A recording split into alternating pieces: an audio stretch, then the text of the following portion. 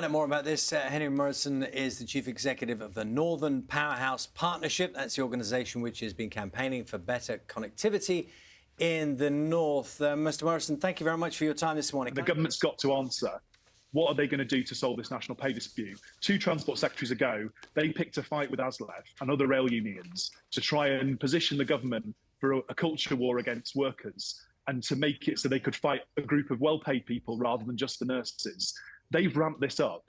It's now the challenge, not just for the Transport Secretary, but for the Prime Minister to get personally involved in this dispute and make sure that ASLEF get the deal they need to go back and get their members to agree it.